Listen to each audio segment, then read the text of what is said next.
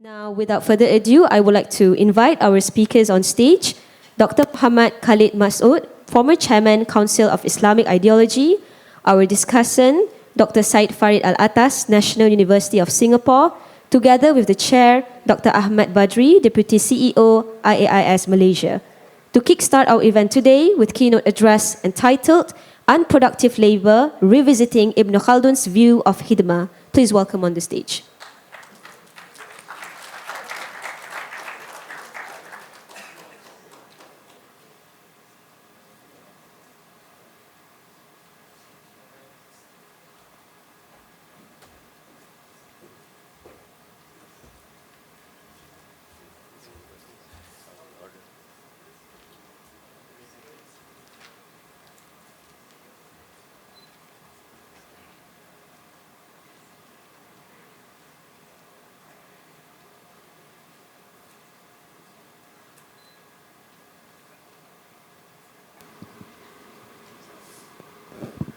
Assalamualaikum warahmatullahi wabarakatuh. Alhamdulillah, wassalatu wassalamu ala rasulillah wa ala alihi wa sahbihi wa wala. I would like to welcome everybody to the second day of the 10th International Conference on Peace and Prosperity in Muslim majority countries. To kickstart today's session, we will begin with a keynote address by our prominent scholar, Dr. Muhammad Khalid Masood, and then being followed by the discussion by our prominent discussant, Professor Dr. Said Farid Al-Atas. So before we begin, or before I give the floor to Prof. Dr. Muhammad Khalid Masood, I will introduce a little bit about our speaker. Dr. Muhammad Khalid Masood is a formerly held this following position in Pakistan and abroad. He was the Director General of Islamic Research Institute in Islamabad and International Islamic University in Islamabad. He was also the Chairman of the Council of Islamic Ideology under the government of Pakistan, Islamabad. He used to be the Professor of Islamic Law at the Leiden University, Netherlands, and academic director of ISIM in Leiden. He was the senior lecturer of Center of Islamic Legal Studies, Ahmadu Bello University, Zaria, Nigeria. He has published extensively on Islamic law and contemporary issues and trends in the Muslim societies. Some of his notable publications include the most notable book that immensely, contribute that I benefit from it immensely, which is the Shatibi's Philosophy of Islamic Law. I think it is among the first book on Maqasid Sharia published in English language. So without further ado, I would like to welcome our speaker today. Over to you, Prof. Khalid Masood.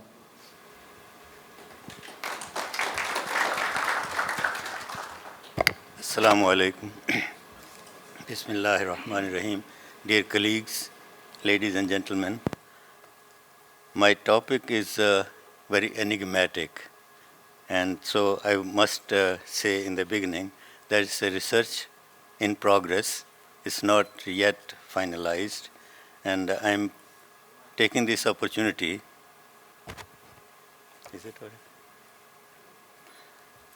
right? I'm taking this opportunity because here I find scholars who are interested in political, social, economic, and also legal and Islamic perspectives.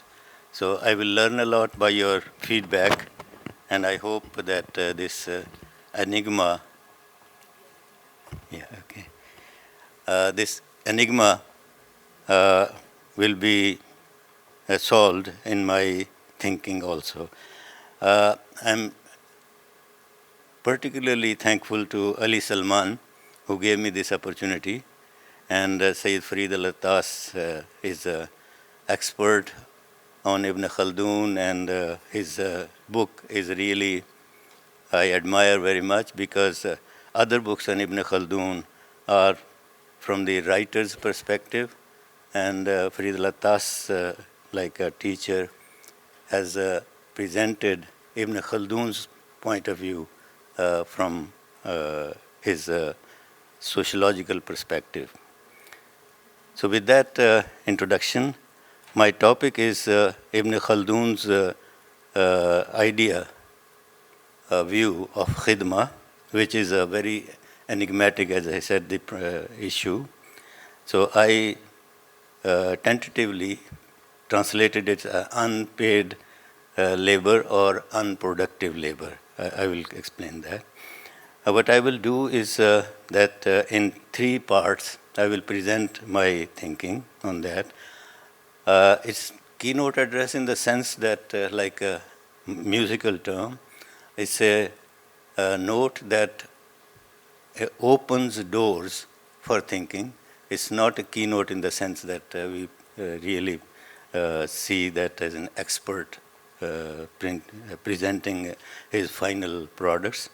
It's just opening the doors for discussion. So in the beginning, I will try to relate this topic, which is out of blue, like it comes like suddenly, not really continuing the discussions yesterday and also in the evening.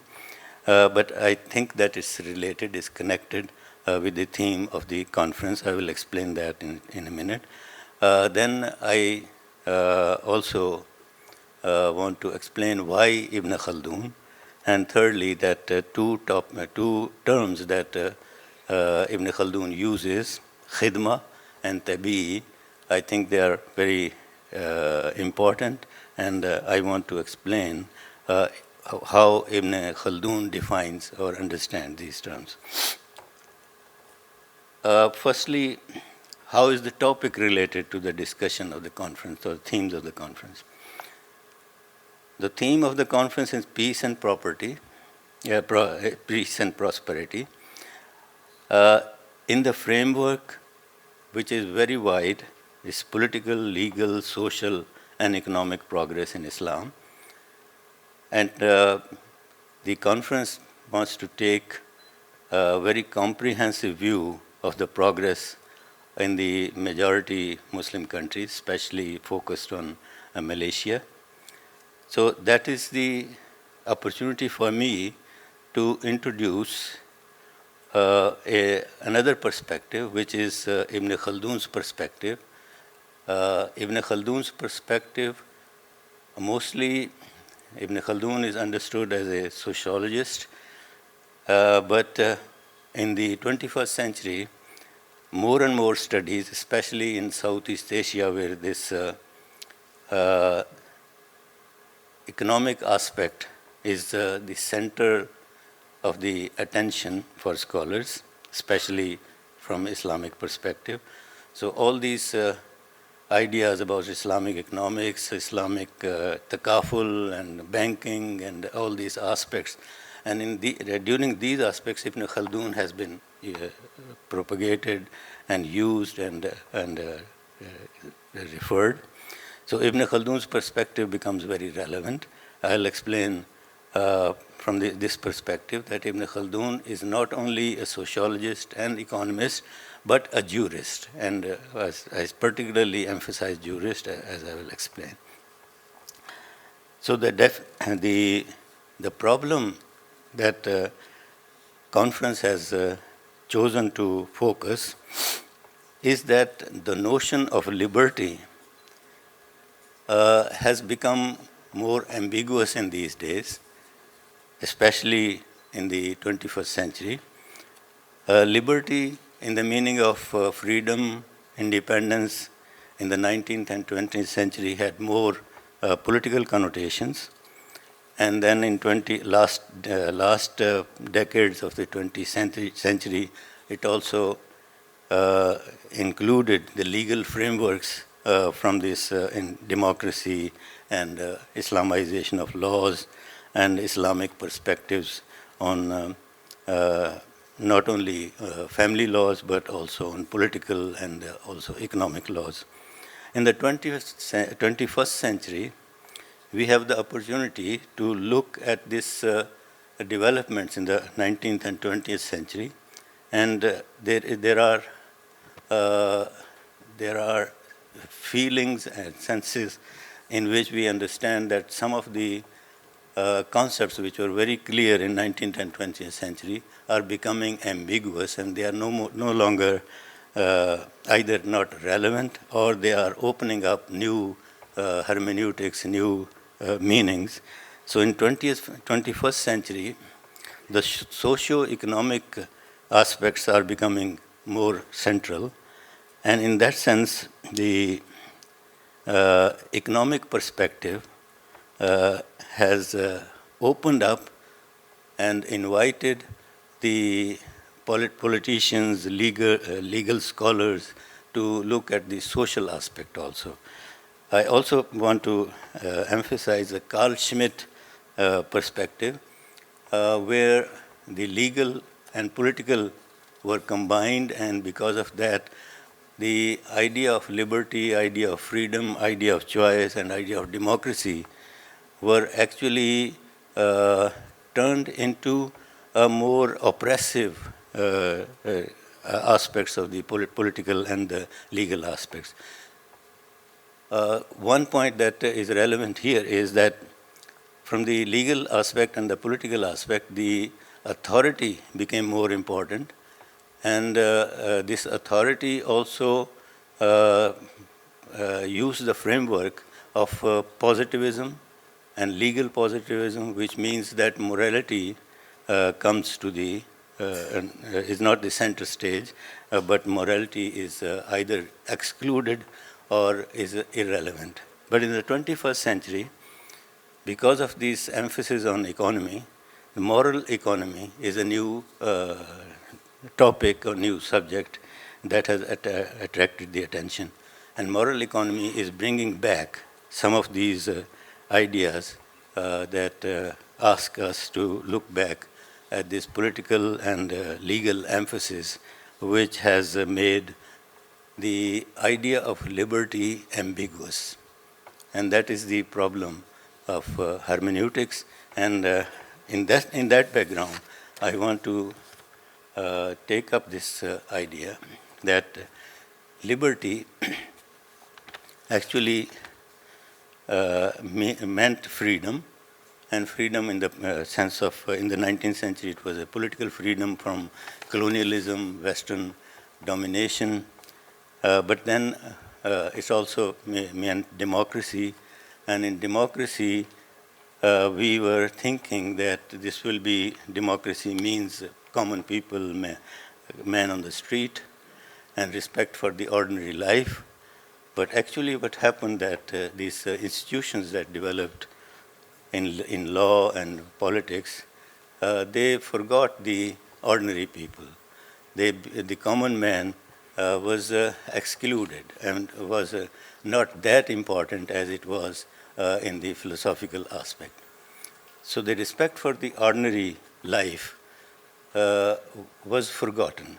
And in 21st century, we are finding that this is coming back.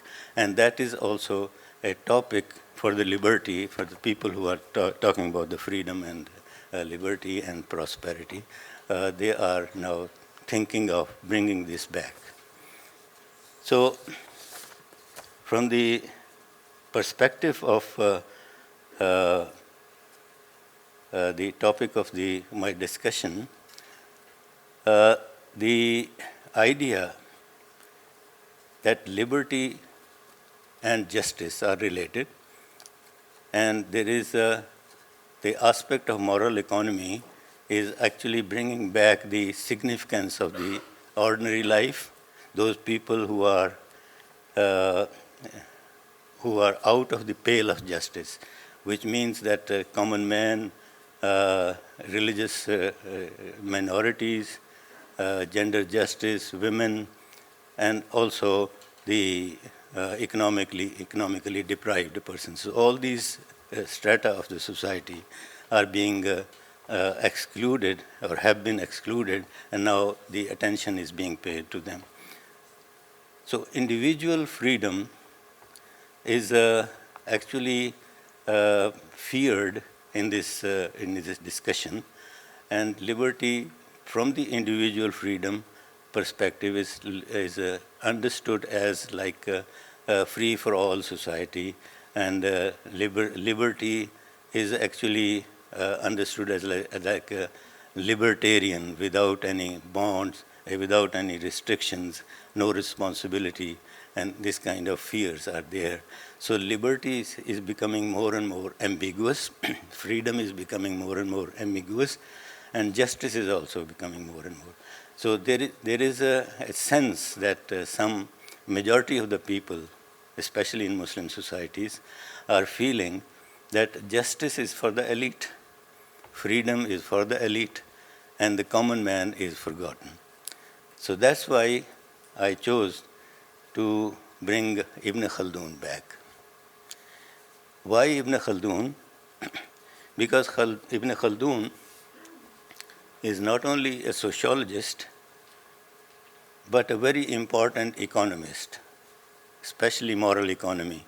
And if you look at the definition about the definition of labor, definition of price, definition of profit, definition of the hierarchy in the society, he is becoming more relevant today. But more importantly, he is also a jurist. And Islamic jurist is better than the legal positivist jurist, because the broad view of the Islamic jurisprudence looks at different aspects of the legal obligation and legal contents.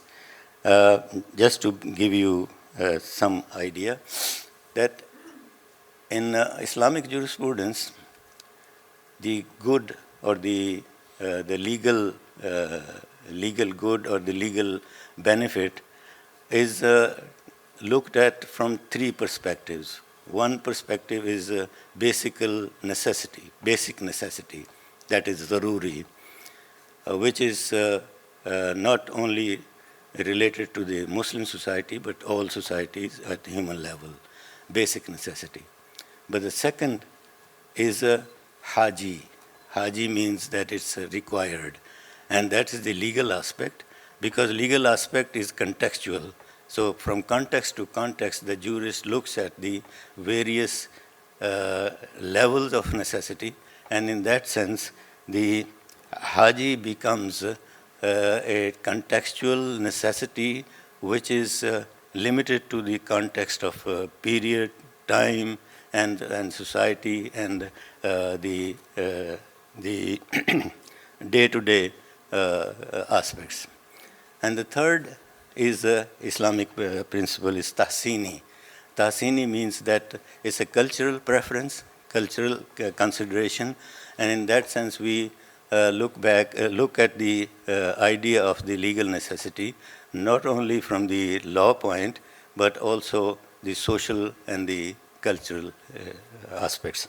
So that is where Ibn Khaldun becomes prominent, becomes noticeable, and becomes important, because when he is discussing the economic aspect, he is looking at these three perspectives also. Recent studies on Ibn Khaldun, mostly in the 21st century, and particularly in Southeast Asia, find his economic theories immensely relevant to the growth of the moral economy as an alternative to capitalist economic system. This paper focuses on Ibn Khaldun's statement, which says service, the translation, English translation for al-khidma, is not a natural profession. It's very enigmatic, and I'll try to explain.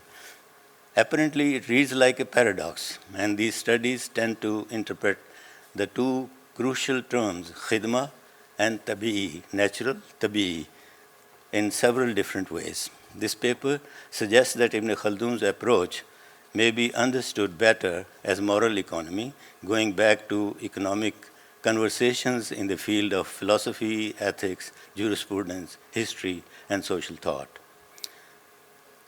Since Ibn Khaldun. This paper offers an analysis of Ibn Khaldun's above statement within the framework of Muqaddimah, reviewing the main reflections in the context of current debate on moral economy.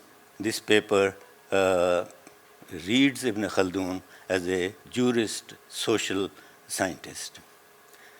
Khidma is difficult to translate because Rosenthal has translated as service, but others also translate it as in the meaning of labor. Without going into further details because the time will be short, I think that in the discussion of Khidma, Ibn Khaldun has discussed Khidma not only in one or two sections, but three sections at different levels. So what I understand is that Khidma can be understood as unproductive labor. It could be understood as unpaid labor, but it can also be considered as a service employment, but also something like undignified labor, which is something closer to slavery. Interestingly, Ibn Khaldun does not elaborate on slavery, as if it was understood that slavery is an institution which is part of the society. But Ibn Khaldun brings back the dignity of human being again and again. And that's where Khidma is being criticized by Ibn Khaldun, that it's against the sense of the human dignity.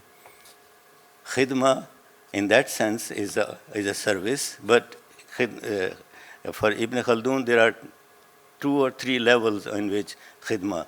For instance, Khidma is allowed or necessary for the state, for the political authority, because they have to have people who will serve the state for that purpose. But the second level, where the rich people, the elite, use the services of other human beings, is for him not natural, because dignity of man, dignity of human being, and dignity of what is called rujuliya, the manliness, requires that he should not serve another man. So dignity of labor comes from that idea, and in that sense that he says that it's unnatural. Natural, in Ibn Khaldun's discussion, has 3 levels. Natural is a necessity, that is fitra and part of the human and God's creation purpose. Tabi'i or natural is also in the meaning of necessity, and also in the meaning of natural, that is logical, is legal, and is understandable, and which is not tabi'i or not natural. It means that it's illogical. It's not fitting the idea of dignity of man or the manliness or muruwa or civilization. So in that sense, unpaid labor also comes in. If I go into details, it will take much time, but I want to just conclude by saying that Ibn Khaldun talks about 3 types of khidma. One that is lawful is for the political authority or the state employment, but there, as a jurist, he says that it must be juridically, legally considered, and it should be legally defined, and it should be morally judged. It's not that every employment by the state or every servant to the state is tabi'i, natural, or lawful. So he says that where justice is not performed by this, then it will become unnatural and it will not be allowed. Similarly, he says that khidma is part of the livelihood, profession. It's a profession and how you earn your living. When you earn your living by something like, he gives an example, that by digging treasures, those who does not belong to you, it was from ancient period or somebody else buried treasure, so it does not belong to you. He does not consider this legal or natural. So those who dig buried treasures and own that, it's not for him legal. The third is that, as I said, that those elite people who are in the state and they want to hire people for their households and to work for them in their houses and as servants, that is also unnatural for them, for him, because that is exploiting the humanness of the human service. From that, I conclude, I derive that if we look at the modern conditions, there is in Africa, especially in West Africa and also in the Central Africa, there is a Sufi movement which is called Muridiyya, and they discuss khidma in the meaning of a very devoted service to the Sufi sheikh or to the service of the society. Muridiyya, famous for their trade profession and peanut trade especially. Sheikh Ahmad Bamba, who was the founder of this Muridiyya movement, he is also called Khadim, and so it's a revered aspect of the khidma. Although the Muridiyya will not perfectly fit into that unnatural aspect, but the emphasis on khidma as a devotion really calls for discussion, because there is an aspect that that makes it respected, because it's a service to humanity, service to the society, and in that sense, khidma is very important. And but the idea could be exploited by the Sufi groups, by the religious groups. Even in religious education, the students are used for free labor in agriculture, for the madrasa and all that. So in that aspect, it becomes like unpaid labor, devotion.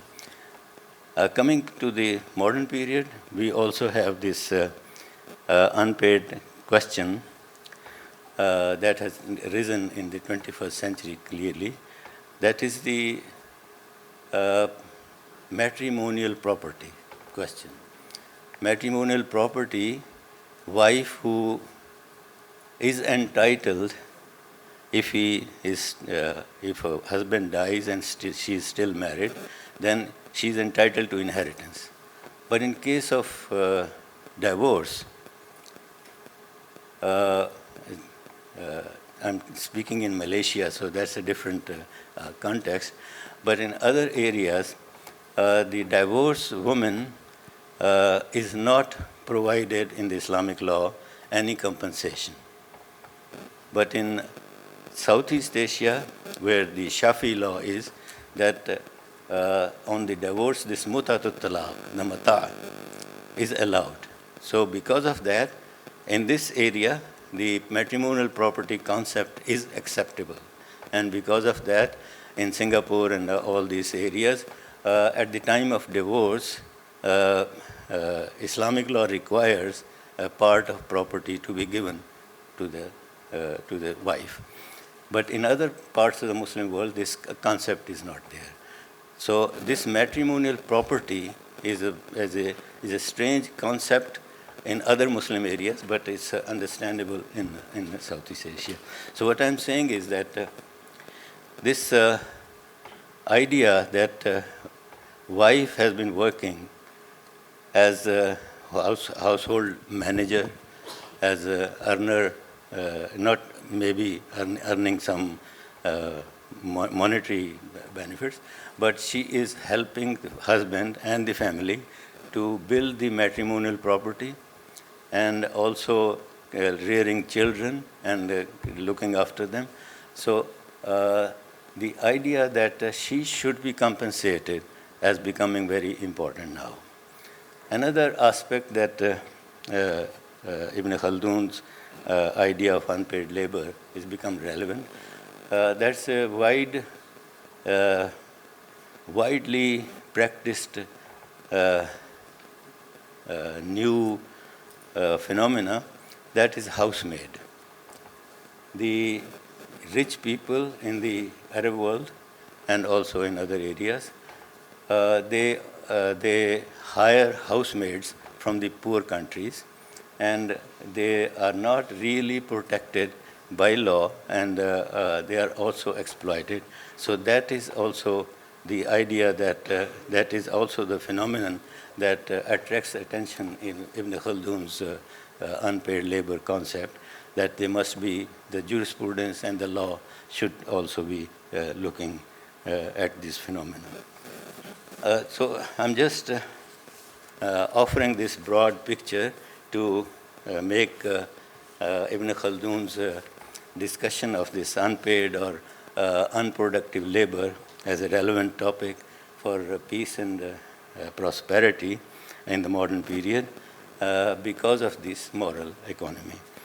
Ibn Khaldun's contribution is important because he is, as a jurist, looking at the contextual and from case to case details, and which is especially very relevant in Islamic jurisprudence, in the fatwa, and also for the Qazi case, because when it comes to the court, then not only law, but its application in the social setup is also exposed.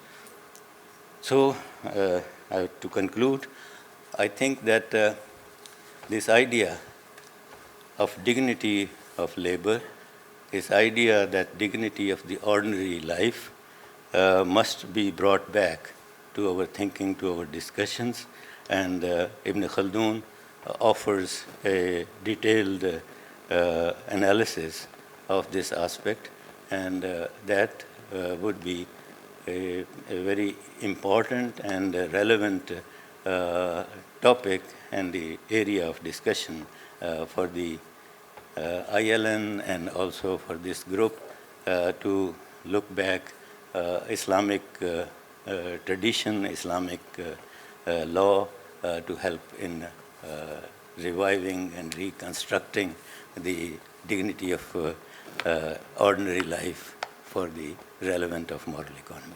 Thank you very much.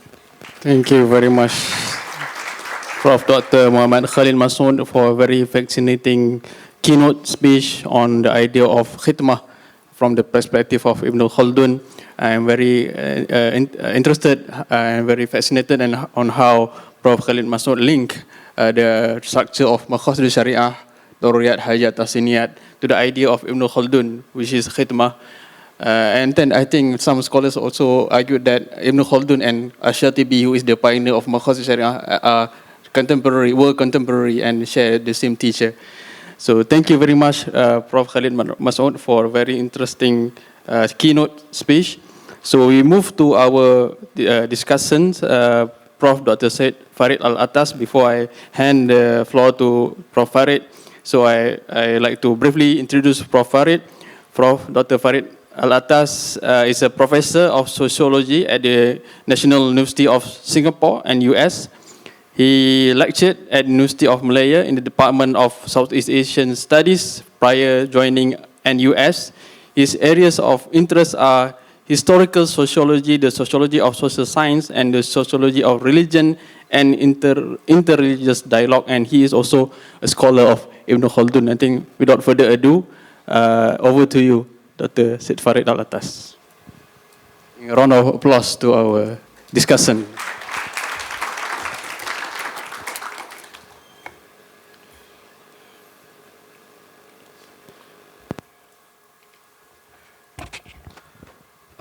Salam, salam sejahtera, as we say in Malaysia. Thank you to Islam and Liberty Network, in particular to Dr. Ali Salman for the invitation, and also for giving me the honor of commenting on the presentation of Professor Khalid Masood. Now, in the little time that I have, I would like to make 3 points. Professor Masood spoke about khidmah, or the idea of service, which is part of the larger topic of labor, which itself is part of the larger topic of economy. And of course, Professor Khalid related his discussion on khidmah to the idea of undignified or unproductive labor, and also to the larger issue of the dignity of life. So I'd like to touch on these issues as well. But my 3 points are the following. First of all, since we're talking about economy, what do we mean by economy, particularly in the context of Ibn Khaldun? And secondly, what do we understand by labor, and why is it important to think in terms of labor when we speak about dignity, the dignity of life? And thirdly, the issue of the moral economy. So these are 3 points. Now, first of all, the meaning of economy. Now, we often speak about Ibn Khaldun as an economist, but we have to understand that there really is no concept of the economy in Ibn Khaldun. It doesn't mean that he's not relevant to economics. He definitely is. But what I mean is, if we understand economy in terms of its original understanding among the Greeks, oikonomia, this referred to it did not refer to economy as we understand it today.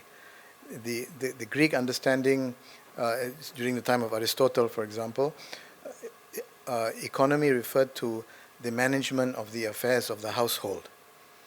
Now, Ibn Khaldun does use a similar term. He uses the term ahwal al-manzil, the affairs of the household. So he did have that understanding of the economy. But the understanding of the economy as beyond the household, as the management of the affairs of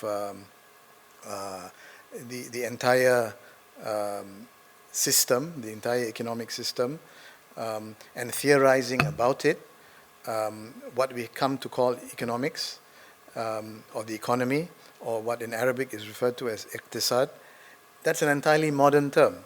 The Arabic term iqtisad is a modern term, and it is basically a translation of economy. It is used as a translation of economy, although it doesn't mean the same thing. Iqtisad does not mean ahwal al-manzil, the affairs of the household. Iqtisad really refers to the idea of frugality. Now, Ibn Khaldun doesn't use the term iqtisad, and he does not have a notion of iqtisad. He does not have a notion of the economy. Rather, Ibn Khaldun has a notion of what we might call society. Then again, the terms that Ibn Khaldun uses, umran and ijtima, doesn't exactly mean society. The modern Arabs do not even use the term. It's to me very curious that in modern Arabic, ijtima is not used for society. It is the Arabs use the term mujtama for society, not ijtima, although the root is the same, but the meanings are a bit different. But Ibn Khaldun does not use mujtama; he uses ijtima. The other term he uses is umran, right?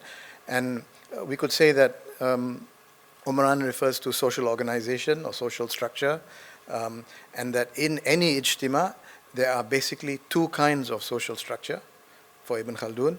There is the Badawi or nomadic social structure, and there is the Hadari or sedentary social structure.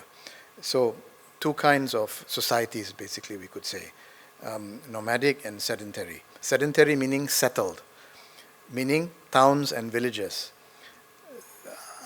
Nomadic meaning societies that for some part of the year at least, if not most part of the year, they move around. They are nomadic. Now, within this context, where does economy come in? When Ibn Khaldun talks about two kinds of Umran, Badawi and Hadari, he speaks about the ways of, or the modes of making a living, al-ma'ash. The term he uses is al-ma'ash. And basically, corresponding to the two types of societies, Umran Hadari and Umran Badawi, there are two basic modes of making a living. And it is in this context, the modes of making a living, that Ibn Khaldun talks about production, he talks about price, how prices are determined. He talks about the role of the state, especially the role of government expenditure, and the role of the state in terms of taxation. So this is where Ibn Khaldun's discourse on economy comes in. Although, as I said, his conception of the entity is not an economy, as we understand it today. It is society, right? And the affairs of, relating to production and consumption and the role of the state in all of that is what he discusses, but there's no conception of the economy. Okay, now, we can then therefore say that there is no idea of moral economy in Ibn Khaldun. He doesn't refer to a moral economy, but we could say that he refers to a moral umran or a moral ijtima. That ijtima or umran, or if we want to call it society, has a moral dimension to it, in that human interaction is dependent not only on interests, not only on the need for transactions, but also on moral and ethical considerations.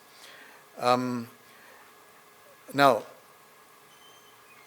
this, of course, then leads us to the issue of labor. To the extent that labor, Ibn Khaldun uses the general term amal to talk about labor. To the extent that labor involves human interaction, there is also the ethical dimension to this human interaction. So, how do we understand Ibn Khaldun's discussion on labor within the context of morality and ethics and morality? Now, Professor Masood labels or refers to Ibn Khaldun's notion of khidmah as unproductive, as unnatural, as unproductive, as undignified. Now, of course, in Ibn Khaldun, there are other kinds of labor which are necessary and natural and good and productive and dignified. Now, I think what is important in our discussion here, and this has been raised by Professor Khalid has raised the issue of khidmah. What is important is that Ibn Khaldun considers bad or undignified or unproductive labor. That we have to consider this important distinction between good labor and bad labor, between undignified, unproductive labor and dignified, productive labor. And this distinction is important in terms of our understanding of the economy today. Let me just give an example. Let us consider Ibn Khaldun's labor theory of value. Right? So Ibn Khaldun, very similar to the modern economists like Smith and Ricardo and even Marx, considered that value is created by labor. And that, of course, to some extent, prices of commodities reflect that value. But Ibn Khaldun was not interested in trying to work out how prices are determined as a result of value that workers put into the products that they create. Now, I'm trying to relate Ibn Khaldun to the modern period, right? Now, for Marx, the labor theory of value is important because it helps to, it defines the exploitative nature of capitalism. So what Marx said was, and it's very similar to what Smith said, value, a commodity has value because of the labor that's put into it, right? But what Marx said was that the price for which a commodity is sold is much greater than the value, the wages that labor is paid is much less than the value that workers put into the products or the commodities that they produce. This means that, that there's a differential, and that differential is what explains profit, or what Marx called surplus value. And this is the very definition of exploitation. There will be no reason for owners of capital to go into production if they are not making profits. And what allows for profit is this discrepancy between value and prices and wages. Now, my question is this. Now, Ibn Khaldun spoke of a labor theory of value, but could not, I suppose, he could not conceive of the notion of exploitation because he did not live in an economy which was based largely on wage labor. Now, if Ibn Khaldun was alive today, just as he considers khidmah as unproductive labor, well, maybe what is more important in this case is undignified labor and unnatural labor, would Ibn Khaldun consider wage labor as, if not unproductive, as undignified? Because would Ibn Khaldun agree with Marx that wage labor allowed for exploitation? Because workers are not getting in the form of wages the full value of what they put into the goods or services that they produce. So if we are to be consistent, if Ibn Khaldun was to be consistent, that he considers certain kinds of labor as unnatural and because they are undignified, would he regard wage labor as unnatural and undignified? Undignified because the workers are not getting the full value of what they put into what they produce. This, I think, is an interesting question, and it also raises another issue of whether Ibn Khaldun would consider capitalism as natural and undignified. You have to realize that we live in the capitalist world, in the capitalist economy, and we find it thoroughly normal. We find it thoroughly normal that the vast majority of human beings have no property and no access to property and no rights to property and are forced to sell their labor in return for wages. We find it thoroughly normal. If Ibn Khaldun were alive today, he would think that he's living in a very strange society, because for the vast portion of human history, human beings did not live this way. For most of human history, the vast majority of human beings had access and right to land. Not ownership of land, but because for most of human history, land was not a commodity, but they had usufruct rights to land. They had access to land, they had access to land to make a living from that land. This idea of the vast majority of people having no access to land, to property, and that a small number, maybe in the world today 2 or 3% of the world's population, or even less, are large-scale owners of capital, and that the rest of humanity has to sell their labor I'm sorry about this. It sounds like a rampage against capitalism, right? Which may not be appropriate in this particular conference. But I'm just, giving you an objective understanding from the point of view of, human history. So Ibn Khaldun might actually consider capitalism itself, not only wage labor, but capitalism itself as something unnatural. Certainly from the long-run perspective of human history, it is something unnatural and even strange.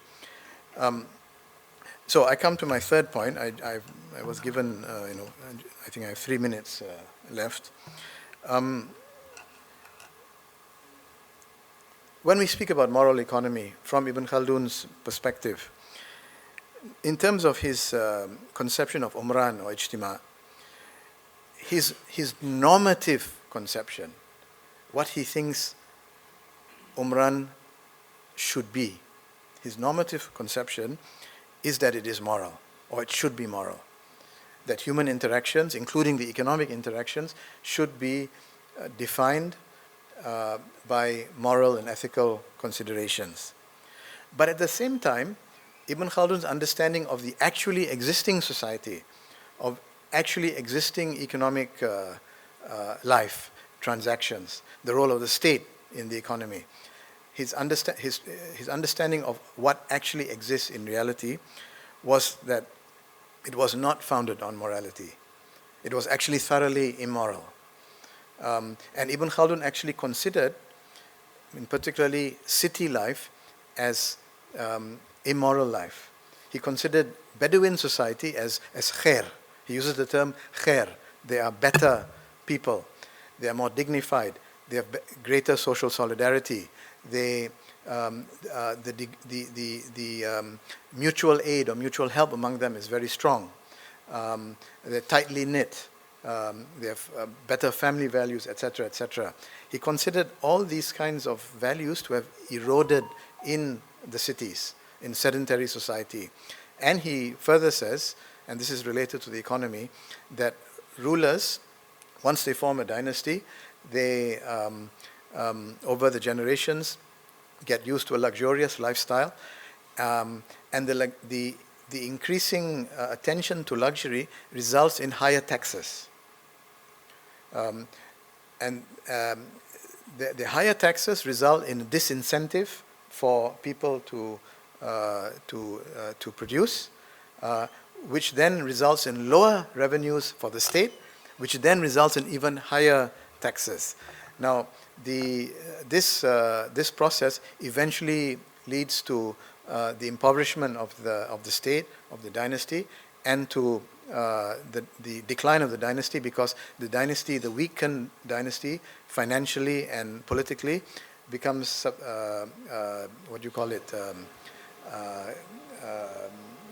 falls prey to conquest by tribal groups, right? Who then establish a new dynasty. This is the Khaldunian cycle. Whatever khair, whatever goodness you find in Bedouin society, once these Bedouins conquer the city, establish a new dynasty, they will lose all that khair and they will not become good anymore, they will become immoral. So Ibn Khaldun was resigned to the fact of immoral political economies, right? And dominated by unproductive labor. And one form of unproductive labor, which we in Malaysia are very familiar with, is corruption, right? This is a form of, it's hardly any labor involved actually, but it is a form of, activity which is unproductive and detrimental to the economy. I think Ibn Khaldun, if he was alive today, he would perhaps not focus so much on khidmah in the sense of servants, for example, but more on, for example, corruption of politicians and bureaucrats. Ibn Khaldun might regard, when he looks at domestic servants, he might actually see that as productive in today's context, because it is domestic servants which allow both husbands and wives to work, and therefore, contributes to an increase in GDP and income. But anyway, point is, I think, talking about khidmah and labor in general, in the context of capitalism today, bearing in mind this idea of this distinction between productive and unproductive labor, we can begin to see how Ibn Khaldun helps us to think about the question of morality in our economy today. Thank you very much. Thank you very much, Prof. Dr. Said Farid Al-Attas, for very fascinating sharing of ideas on the Khaldunian labor value theory in the light of the modern day economics. So I think are we going to have the quick Q&A interactive session? I don't think so. Yeah, 3 minutes. I think we can open for an interactive session, Q&A. If you have some question and suggestions, yes, gentleman right there, you can go to the mic and ask your question or your comment. So, Mr. Ali Salmania, please. Okay, thank you so much.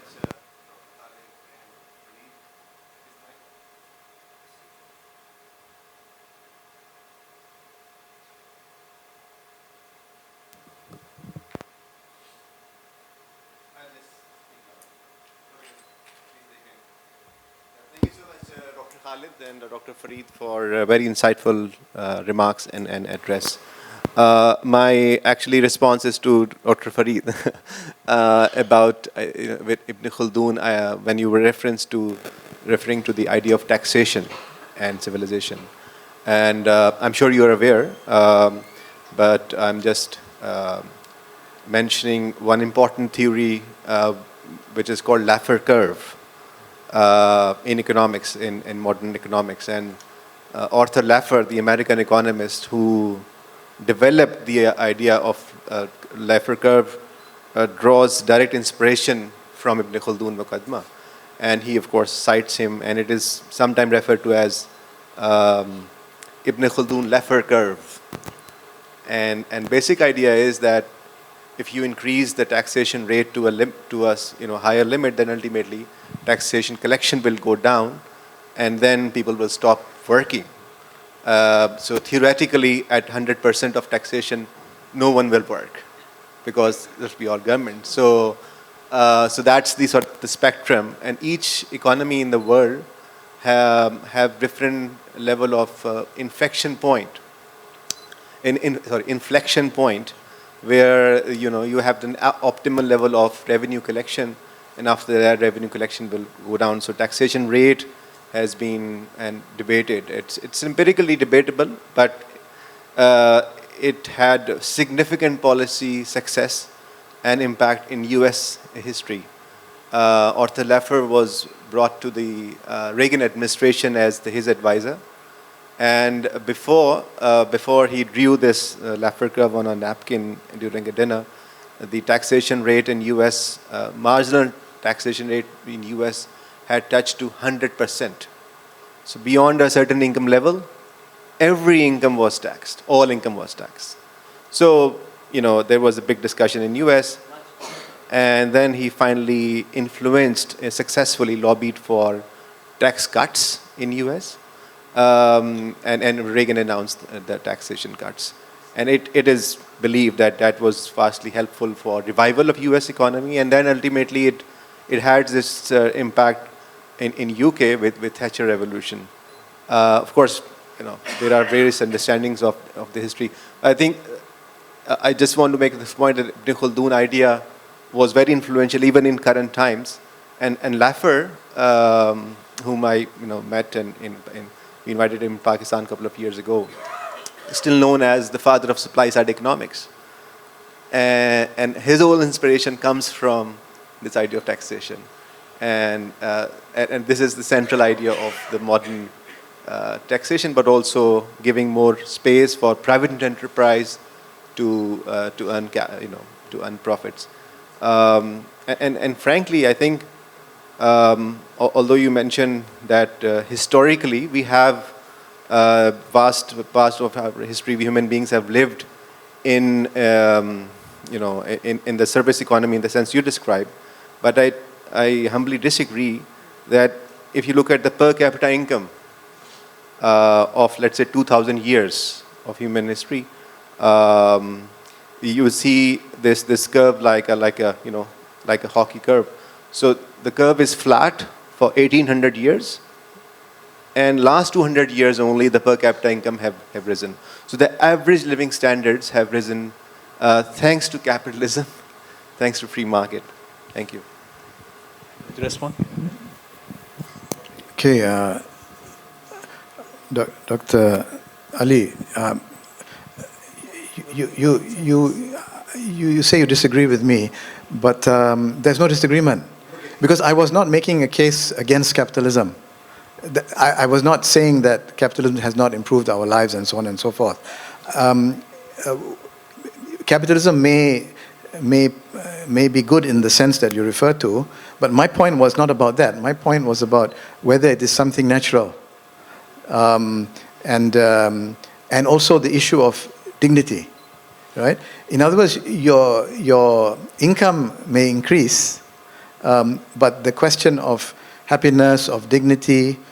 For example, the sociologists talk about the problem of alienation in modern industrial society. Now, you may have a good life in terms of income, but you may have other problems in terms of, for example, alienation or neurosis, as discussed by Freud and the psychoanalysts.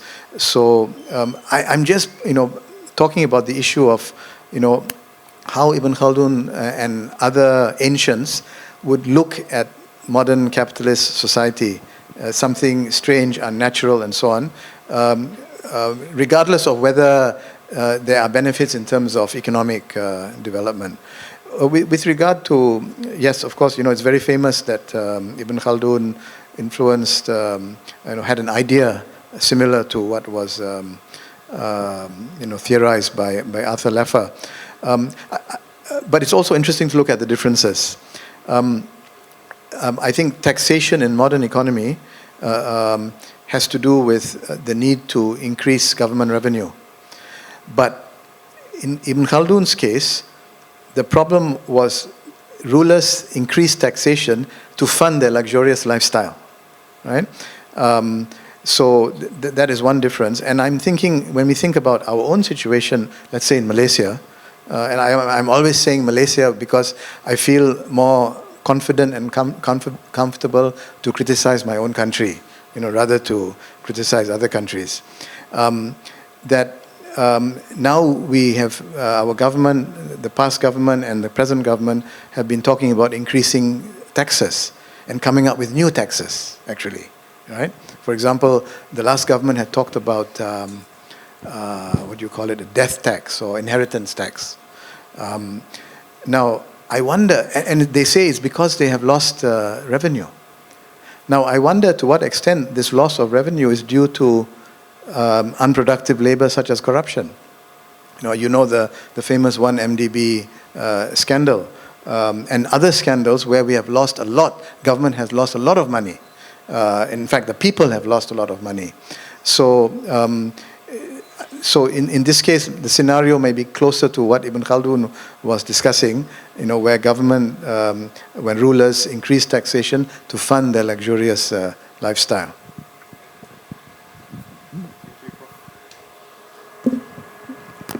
Yeah, please. I think kindly be concise and very precise. I think we have a time constraint. Yeah. Thank you.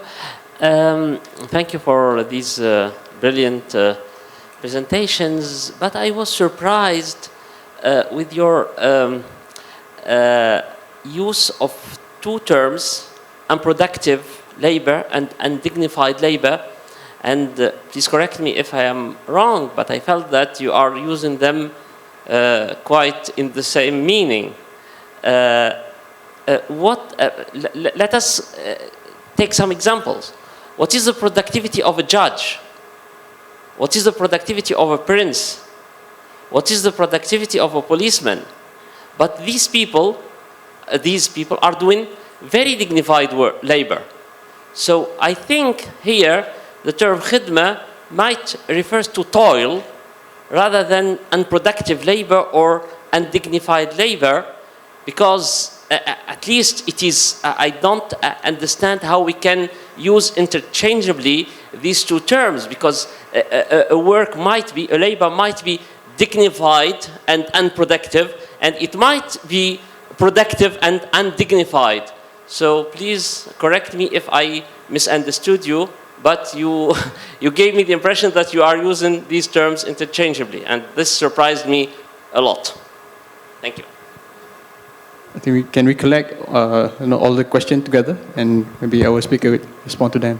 Okay, thanks a lot for your interesting presentation. It was like a class of Ibn Khaldun, because myself, I didn't know much about Ibn Khaldun, so thanks a lot.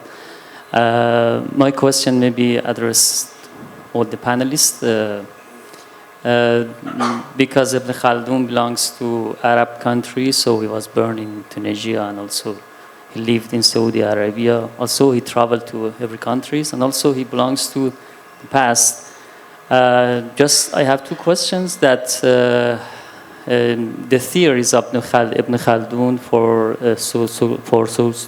everything, for economy, for social affairs, for everything, can be used to other nations besides Arab people or not? And the second question is that because the Prophet said that we can say he is a jurist also, how Ibn Khaldun just used for example, Sharia and also jurisprudence, Quran and other things that belongs to Sharia to prove his theories. Okay, thank you. Thank you. Yeah. Okay, Assalamu alaikum. I have two questions. One is that how do we define khidma in context of maybe gig economy today? So will that be considered dignified labor, or if not, then how do we make a case for that? And second question is how would Ibn Khaldun have engaged with the idea of marginal revolution and subjective theory of value? Because you did go through the idea that, okay, how would he have engaged with something like a labor theory of value? I mean, because he was in a way a proto-labor theory. He had a proto-labor theory of value, as I understood from the presentations, but how would he have engaged with the subjective theory of value, which came up much later? Thank you. Thank you. Yeah. Yeah, please. So good morning. So my question would be for either of you, but basically my question is Ibn Khaldun in this regard a proto-voluntarist, or are there any other Muslim or Islamic thinkers or scholars in the past that also share that same sentiment, same skepticism towards centralized, entrenched power? The reason I'm asking this question is because for the better part of history, Muslims in general have believed the necessity of centralized power, the concept of, say, imamah or khalifa, and that whomsoever dies without, bay'ah or whatever dies in disbelief, right? So this notion that one must live under a form of governance, be it imamah, khalifa, or a mulk, or whatever form of governance. And the reason I'm asking this question is because for so long we've been led to believe that this is a necessity, right? So our solutions to problems are almost always reflectively leaning back towards the state. A case in point would be, my country, Indonesia, the largest Muslim group in Indonesia, Nahdlatul Ulama. They've even gone so far as saying that Republic Indonesia is harga mati, is all or nothing. So that's a pretty bold statement, So are there any other thinkers that might have what we today consider some proto-voluntarist or anarchist, or at least skepticism towards entrenched forms of power that go simply beyond, the Bedouin and the city dweller dichotomy? Because from what I understand, Ibn Khaldun's observation seems to be very pragmatic and utilitarian. But are there any other thinkers that, on a fundamental, on an epistemological level, be skeptical towards power in all its forms? And what would that translate to Muslim political thought today? As we all know, we live in a nation state. Thank you. Thank you. Yeah. Okay, I think we allow for 2 more questions and then we need to... Thank you, yeah. Dr. Ahmed. Opposer for Professor Khalid. Thank you very much for your presentation. A practical point, I'm very interested in your extrapolation of the idea of hidmah into division of matrimonial property for divorced women. This is very important because it's a practical thing for all Muslims in family relations. We have not done that for Malaysia. I don't think so. Although we did our Siyasah Sharia in the 80s with Professor Ahmad Ibrahim, the matrimonial property is a claim only upon divorce, not on death. Or was it? On death, not on divorce, the other way around. But we do have mata'ah. So I'm excited with this idea that you say we can actually, if a woman is divorced, she can still make a claim on property. The idea of mata'ah is to share information with other Muslims outside the region. I believe that the Sharia courts in Singapore established a precedent that mata'ah is established a minimum of $1 Singapore dollar per day of a marriage. So that then accumulates the amount for the number of years she's been with her husband. And that has been adopted, I think, in principle when Malaysia did her Siyasah Sharia into her way of assessment of the mata'ah. But I would like to get hold of your paper and then we'll see how we can figure out that extrapolation. Thank you. I think last question, please. Okay, thank you. Assalamu alaikum. So my question is, and I know Dr. Masood, you and I were speaking offline about Peter Berger and plausibility structures. So the question for both of you, if you don't mind, is capitalism a new plausibility structure? And if so, what are its implications, particularly to bring in Ibn Khaldun's notion of asabiyya? Thank you. Sorry, is capitalism a what? A plausibility structure using Peter Berger's conceptualization of plausibility structures. So thank you very much for the question. I think I would like to invite Prof. Khalid to respond. So.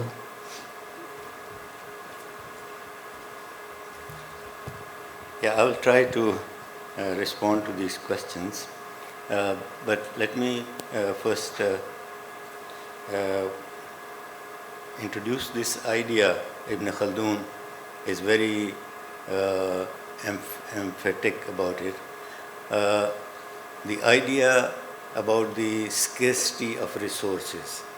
I mean, modern economics is based on the idea of scarcity. And Ibn Khaldun, on the other hand, says that, he brings in the Quran. From the Quran, he says that Allah Ghani, He does not depend on anybody, but humans depend on others. So from that, he then explains that because God is Ghani, He has abundance resources created for the human being. So he does not, he refutes the idea of scarcity. So that's his basic point. And that's where I think we should be reading Ibn Khaldun and his idea of moral economy. Because for him, the scarcity is created by humans, by exploitation, by evaluating and pricing, and also the structures of exchange of properties. So he goes into details about this, how especially with the idea of commerce, tijara. He's very critical of the traders, and many people I met, they are who have read Ibn Khaldun. They are very they complained about Ibn Khaldun that he was not in favor of tijara or the traders. Because in commerce, he says that the commerce, the people, common man, does not really understand the tricks of the trade. So they are tricked by the traders, and they have to pay more. And that is where Ibn Khaldun is introducing this idea that scarcity is produced either by the market, by introducing unmoral or not really helpful for the common man, and also the various ideas in which the price can fluctuate. So he goes into the details. So with that idea, I come. The first question, yes, I agree that, as I said, that khidma, the use of khidma in Ibn Khaldun's Muqaddimah is very enigmatic. It's very difficult to translate. It is unproductive, or is this my understanding. So tentatively, I translated that as unproductive or unpaid. But what he is emphasizing is that the khidma, in the sense that you serve others, especially the elite, is not dignified. So he is referring to the idea of muruwa, manliness, and the futuwa, and all those terms that are actually his ideals of the Badawi culture. I think that it has to be reconstructed to apply it to the modern conditions, and that is where I was applying to these housemaids and servants who are used, although the slavery is no longer there legally, but this khidma, the housemaids and this kind of house servants, they are actually served as they are treated as a type of slaves, and that is where I think Ibn Khaldun is talking about the undignified aspect. Second question was whether Ibn Khaldun is Arab specific. In a sense, yes, you can say that, but he is not, in his discussion, he is not only talking about the Arab society. His spectrum is very broad. He is talking about other civilizations also. But his idea for the Badawi is the primitive economy and the luxurious economy, and which is for him is actually the exploited side of the development of the culture. So that is a general comment. But as far as Sharia and jurist is concerned, I think normally when Ibn Khaldun is discussed in modern studies, his emphasis on the Quranic verses and hadith and use of Sharia is not really discussed, because there is more emphasis on sociology and economics and moral aspects. But he is a jurist basically, and you can see that when he talks about commerce, he talks about labor. There he is using all these terms of usul al-fiqh and fiqh, and he is basically, because he has written also chapters on Sharia, on usul al-fiqh, so he is more knowledgeable on Sharia and usul al-fiqh, and that is why I took him as a jurist, because the jurist is not talking in abstract terms as mostly philosophers do, but in his treatment of all these problems, he is very pragmatic, he is very concrete, and that's why he has a open and a wider sense of understanding society. I cannot say more about this marginal and labor theory because that's not my area of competence. The fourth question was about the state. I think that for me it's very important that to use the term state for pre-modern period is really difficult because this concept of state is a modern concept, and also because the idea of centralization, idea of unifying, and idea of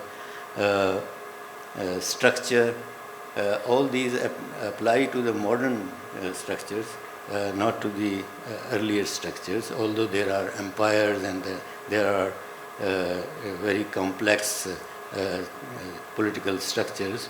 But I think that the difference is that the law, the legal structure and application of law and the court system are not as complicated as in the modern period. So I think there is a need for distinguishing between the pre-modern and modern period as far as state structures are concerned. The question of matrimonial, I think that's very important to look into, although it's not the subject that Ibn Khaldun dealt with. In the Quran, there are two verses where it says that there is a mata due for the woman or the wife who is divorced. This discussion is very much there in Imam Shafi'i, and that's why the Shafi'i school uses the term mata as a type of compensation, because divorce is something that is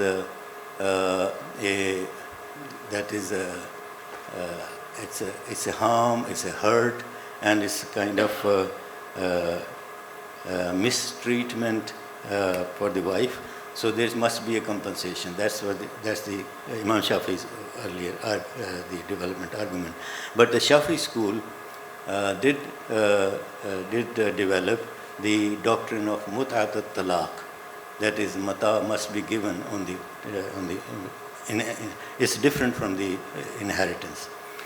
Now, mata, if you look at the hadith, if you look at the practice in Medina, it was very much practiced there, and mata has been treated differently in other schools, and that has impacted the modern thinking about mata also. But the original idea was that it's not simply a gift. It is not something like alimony. It is something greater than gift. It's more substantive. So the idea of mata in the court practice in the early 9th century and 10th century, you find that is in practice.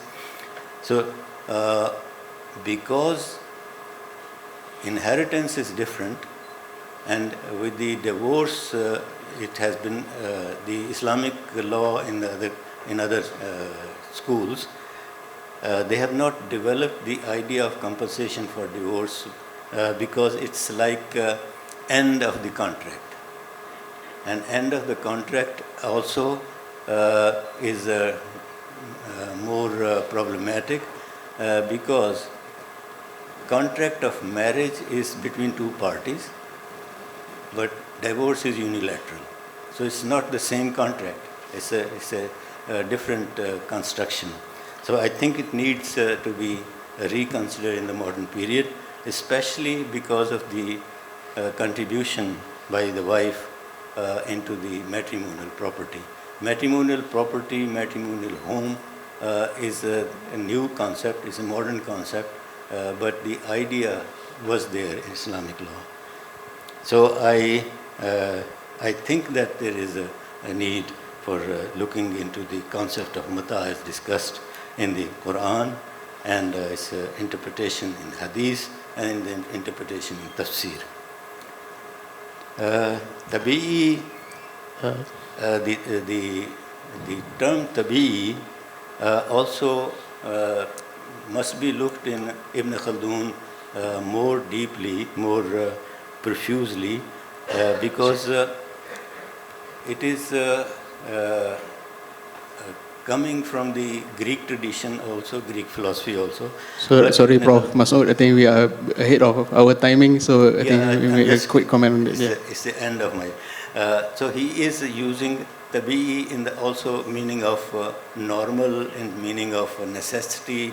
So 3 or 4 senses he is using. Thank you. Thank you very much, Prof. Masood, for your response. I think I would like to allow Prof. Okay, I'll try to be very quick response. Yeah. I'll try to be brief.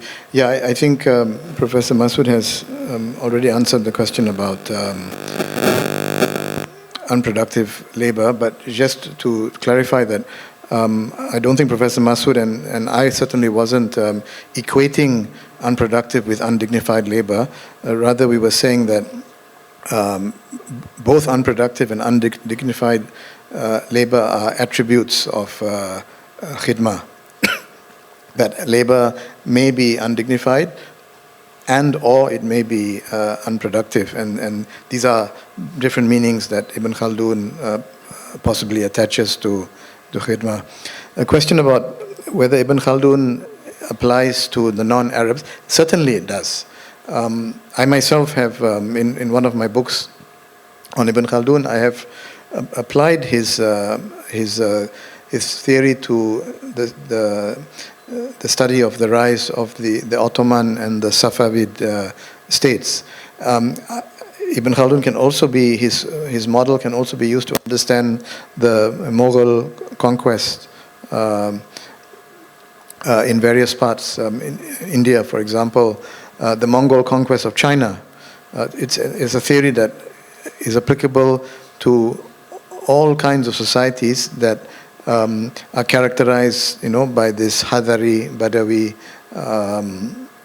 structure. So it doesn't only apply to Muslim, Arab or Muslim societies.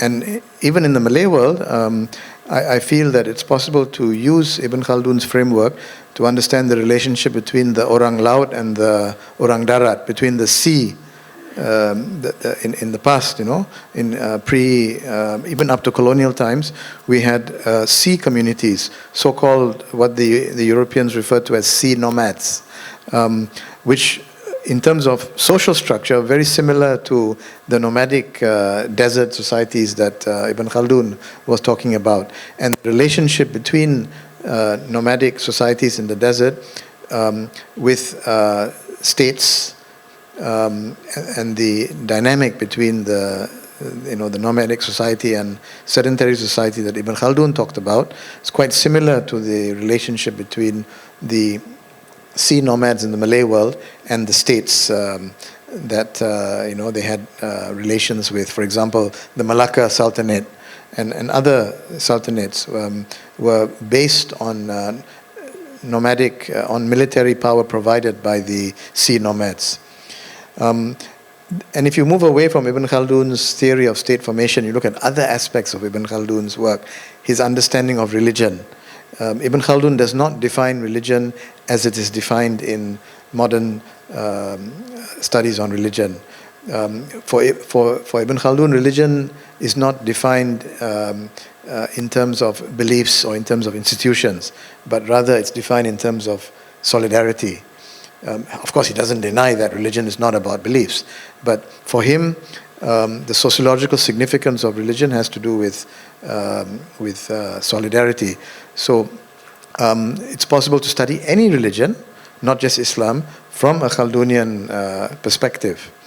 And Ibn Khaldun's study on Sufism, which has been studied. His work on Sufism was published in modern times much later than the Muqaddimah, and an English translation only recently appeared, so there's been very little attention given to his work on Sufism. Again, this is relevant to not to just Arabs but to Islam in general. Regarding the question about the labor theory of value, what was it? The subjective theory of value and marginalism. Yeah. Okay. Now, of course, the standard view is that the subjective theory of value is in opposition to Marx's labor theory of value. And conceivably, it would be in opposition to Ibn Khaldun's labor theory of value. But I don't necessarily see them as in opposition, because even if in an objective sense, one believes that value is accounted for by labor that goes into the product, one can at the same time accept the idea that consumers understand or see value in terms of their own needs. So there's that subjective dimension as well. So I think this is possible to say. The last question, the plausibility structure, I don't know, because I'm familiar with Berger on secularization and his other works on the sociology of knowledge, but I don't know about plausibility structure. You can tell me later. The question about some gentleman asked about living, the question of whether we must live under centralized governments or central governments. Now that's an interesting question. There's recently been some work on Islam and anarchy, right? I think a case is or can be made for Ibn Khaldun as an anarchist theorist. He didn't theorize about anarchy. He didn't theorize about the need for anarchy. He doesn't talk about, he spent a lot of time talking about centralized, caliphates or mulk type of authority. But in terms of what he admired was the more decentralized, Badawi, nomadic social structures, which were, in a sense, more anarchic or closer to anarchy than the centralized states.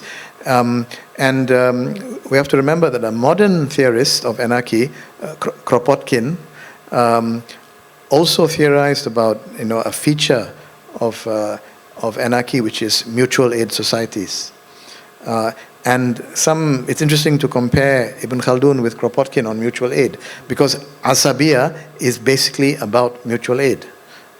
What Ibn Khaldun was theorizing is mutual aid society. We need to end our session.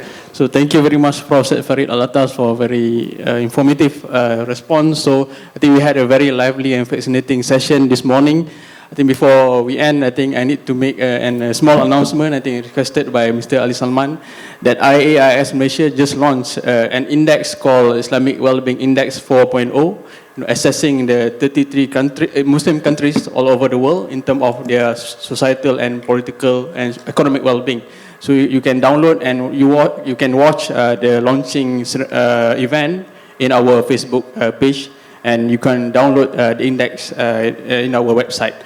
So with that, we end our session today. Wabillahi taufiq wal hidayah. Assalamualaikum warahmatullahi wabarakatuh. Thank you, everybody. Thank you to all our esteemed panel for session 1. Kindly remain on stage. Now, I would like to invite YB Datuk Wan Saiful Wanjan, former chairman of Islam and Liberty Network, to deliver the token of appreciation on stage.